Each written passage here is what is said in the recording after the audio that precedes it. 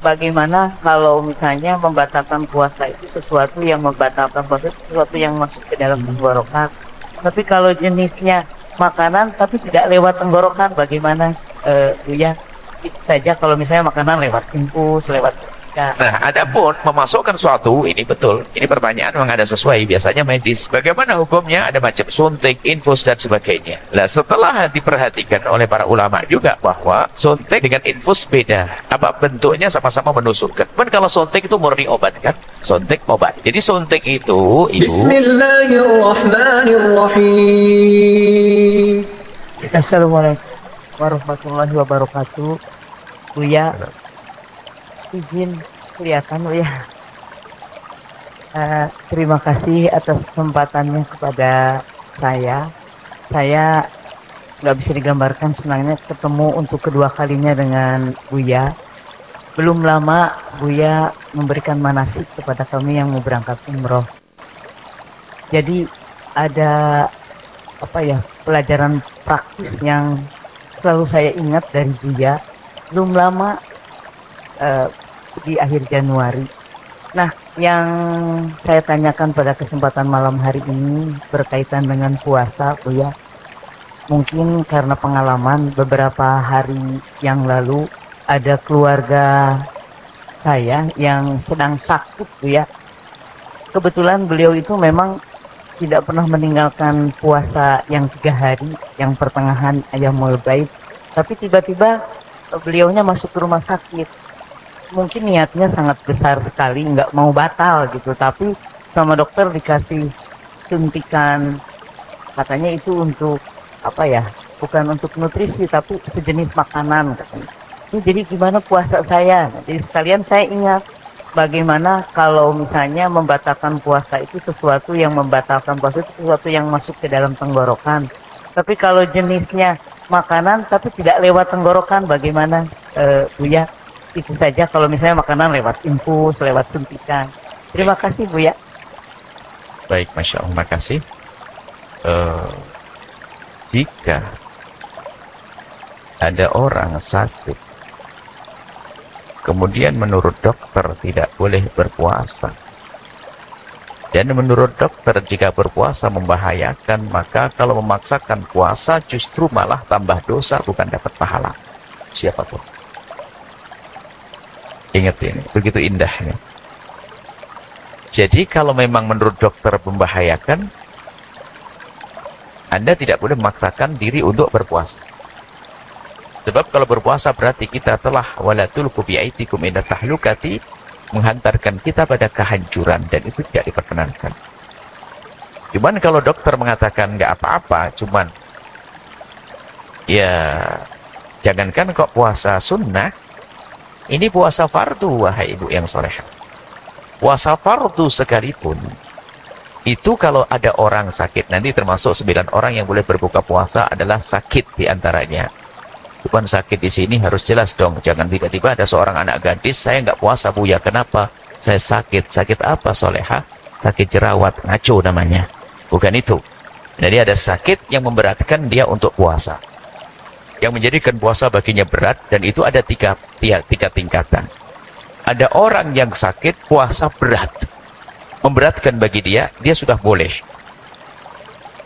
Kalau ternyata dengan berpuasa memperlambat kesembuhannya, maka hendaknya dia tidak berpuasa agar cepat sembuh, bisa beraktivitas yang maksimal. Yang ketiga, jika puasa betul-betul membahayakan bagi dia, puasa wajib pun menjadi haram.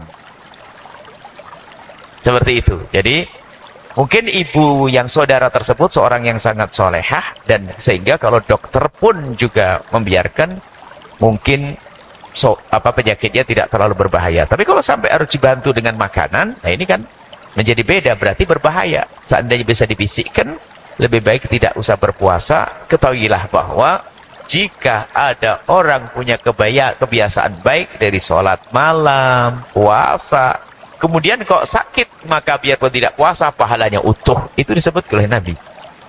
Jadi Anda tidak usah memaksakan. Makanya yang penting kebiasaannya. Sampaikan pada beliau, tidak usah puasa, tapi pahalanya utuh. Biar cepat sembuh. Nah, adapun memasukkan suatu, ini betul. Ini pertanyaan memang ada sesuai, biasanya medis. Bagaimana hukumnya? Ada macam suntik, infus, dan sebagainya. Nah, setelah diperhatikan oleh para ulama juga bahwa suntik dengan infus beda. Apa bentuknya sama-sama menusukkan.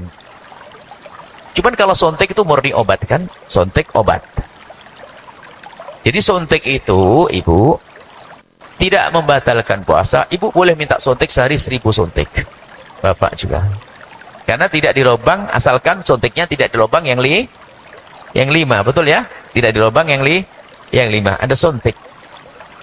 Cuman infus itu pun akhirnya dibagi 2. Infus untuk obat, bagian ulama membedakan. Infus untuk obat, maka itu dianggap kayak suntik dan itu tidak membatalkannya.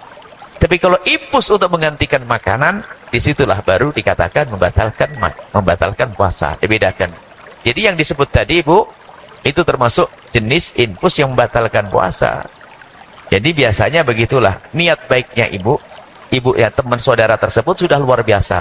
Tinggal diberi bekal ilmu. Ilmu itu penting. Sehingga orang dengan ilmu itu ibadah jadi enak. Sebab kita menemukan ada orang dari mana? Dari Jawa Timur, dari mana itu? Subhanallah, ibu-ibu, saking solehahnya, rajin sholat, diajak sholat qashar di perjalanan sama sholat jamak, ribut sama yang rombongannya. Pom bensin banyak, kenapa harus pakai jamak dan qashar? Masya Allah. Beliau tidak tahu padahal mengqashar sholat di perjalanan jauh itu lebih gede pahalanya. Cuman karena beliau jarang ngaji, akhirnya begitu kasusnya. Jadi, sampaikan salam kepada beliau yang sakit, insya Allah cepat sembuh, maka tidak usah puasa bed lagi, ya, biarpun puasa tetap disuntik, suntiknya impus makanan, pengganti makanan, ya kan? Suatu ketika ada pertanyaan yang mirip-mirip, Buya, ada suatu ketika saya punya penyakit jantung, jadi saya harus minum obat setiap 3 jam. Dalam keadaan sakit, apakah batal saya minum obat untuk jantung saya?